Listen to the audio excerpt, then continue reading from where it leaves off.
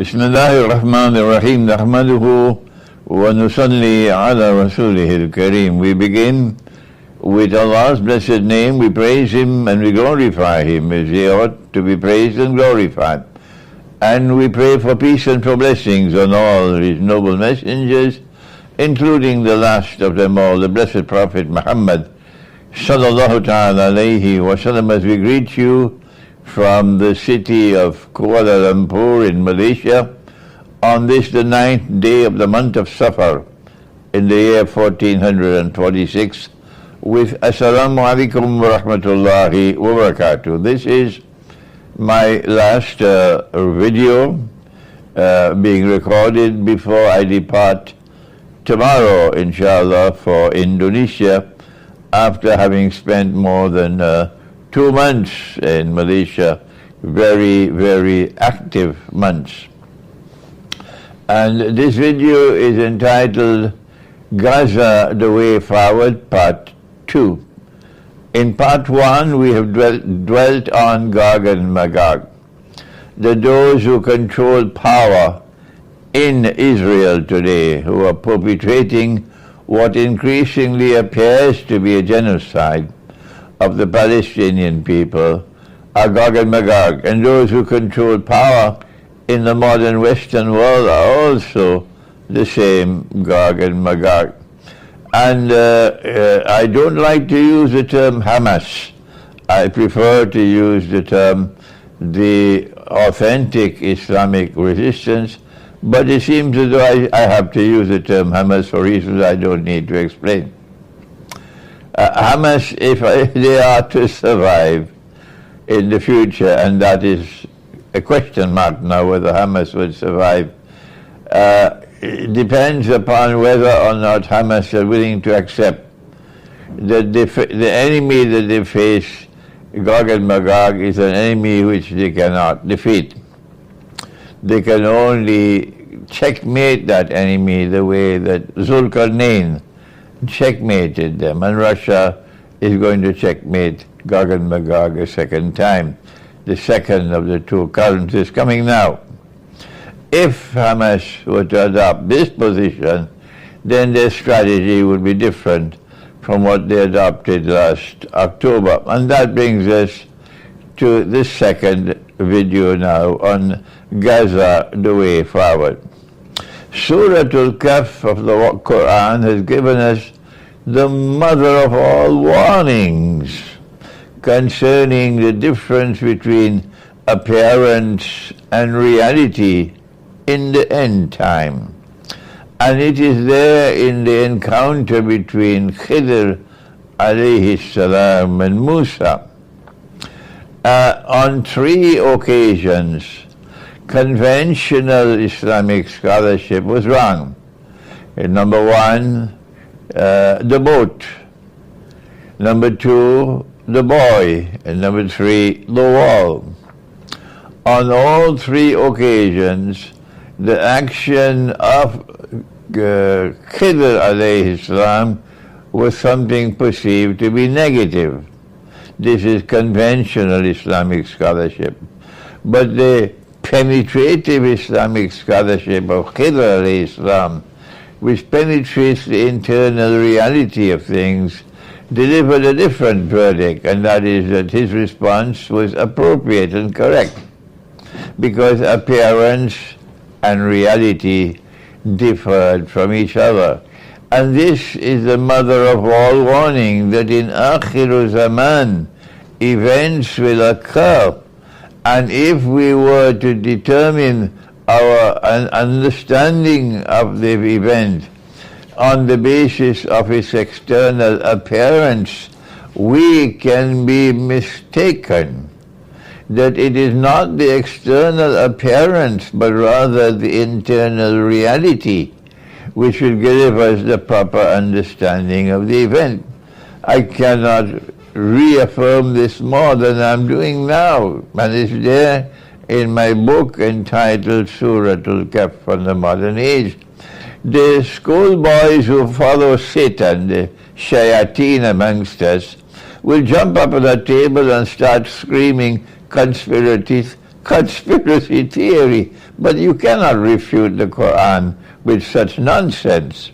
Rather, it is a very serious subject when appearance and reality differ with each other, and schoolboys looking only at the appearance of things are deceived because they cannot penetrate the reality. And it takes some time to be able to penetrate the reality of things. And what happened last October with Hamas, which is launching this phenomenal attack on Israel, which by external appearances caught Israel by surprise. And that was the external appearance. The reality was otherwise. This event that took place last October, 6 months or more ago, it took me by surprise as well. And it took some time for me to be able to penetrate the internal reality of the event. If it was Sulaiman alayhi salam, the prophet King Solomon, with like an instant and he will be able to penetrate reality, but not Imran. So now I understand that what happened last October was that a trap was set for Hamas, in the same way that a trap was set for Saddam Hussein when he attacked Kuwait. And Saddam Hussein was too innocent to be able to read and understand the trap, and he walked into the trap, and they got a chance to then respond and to destroy Iraq the way they did. And that destruction is still continuing up to now. Similarly, with Gaza, I now realize, and of course there are many schoolboys who will jump up on the table and start shouting conspiracy theory, but they're a waste of time. We don't have to bother about them. I now realize that the trap was set for Hamas, and it was set jointly by Israel and by Saudi Arabia. 25 years ago, I used to say that Saudi Arabia and Israel were sisters. I now realize I was wrong. 25 years ago, they were only cousins at that time. Now they are sisters with Mohammed bin Salman. Now they are sisters. And so a trap was set by the two sisters, Saudi Arabia and Israel, to trap Hamas. And that is how Hamas was led to believe that if we do not attack, at the time when we attacked, Saudi Arabia was going to recognize Israel. That was the trap. And Hamas fell for the trap. It was part of the trap. And it was Saudi Arabia who assisted Israel. On Judgment Day, I believe the events will be confirmed as I'm saying it is now. I am confident of this. The Saudi Arabia assisted Israel to have the passage through which the weapons which were intended for Ukraine were siphoned off, and instead they reached Gaza using contacts in Saudi Arabia. And Hamas was too innocent to realize what was happening. State-of-the-art weapons and drones were able to reach Hamas in Israel because it was part of the plan. The government of Israel allowed the attack to take place, allowed more than 1,000 Israeli citizens to be killed because they had a bigger plan at stake.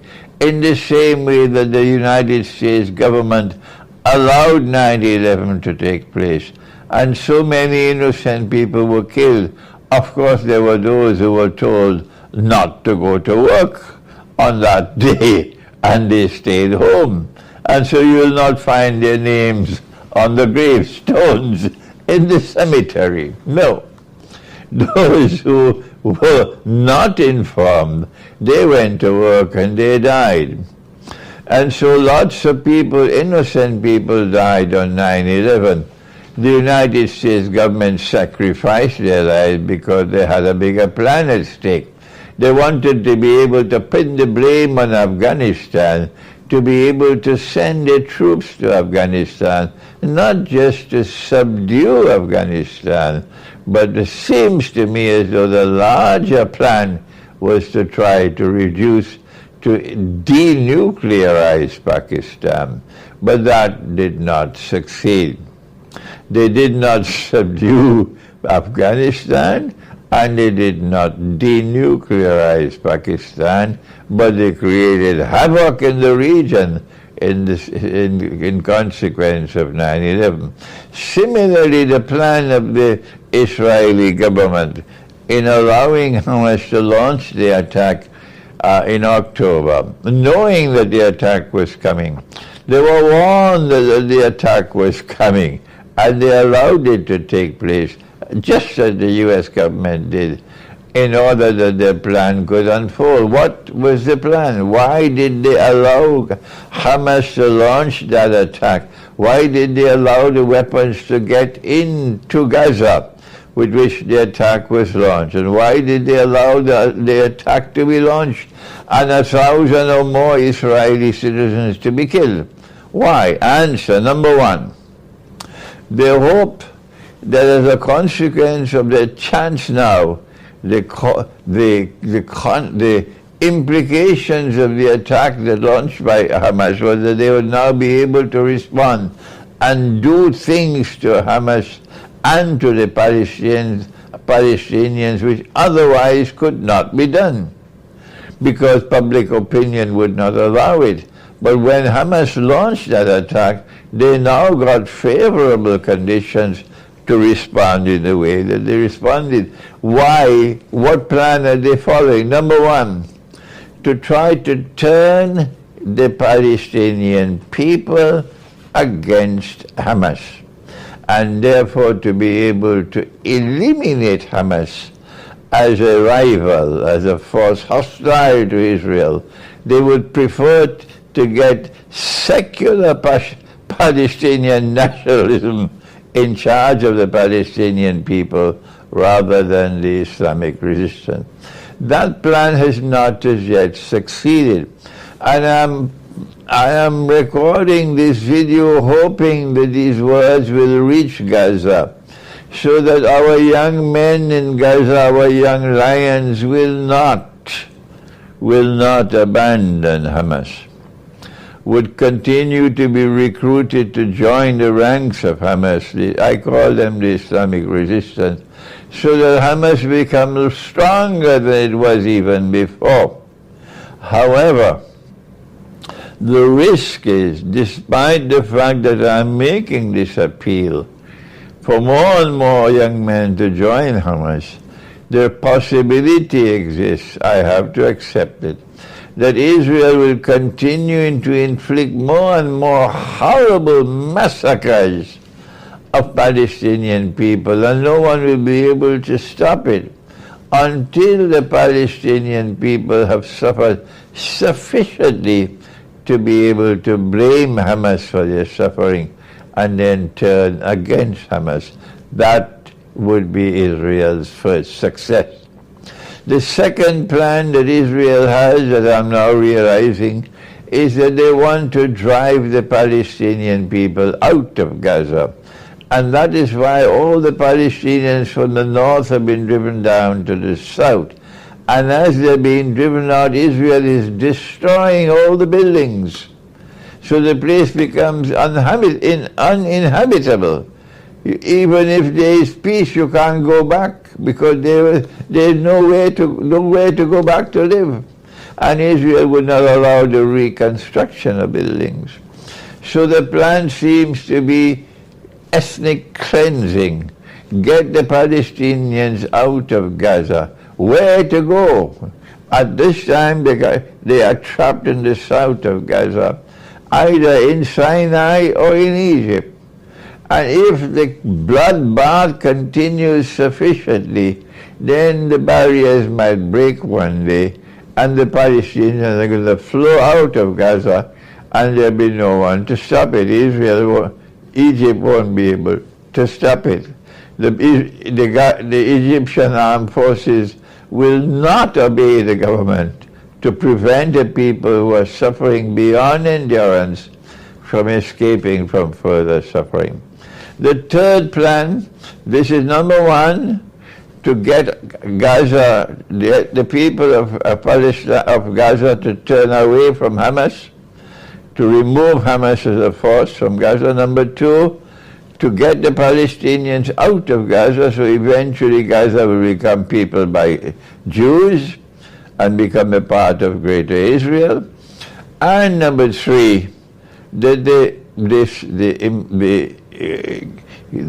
massacre, continuing massacre of Muslims and Christians in Gaza will eventually reach such a terrible state that Hezbollah will not be able to restrain itself and open a second front against Israel.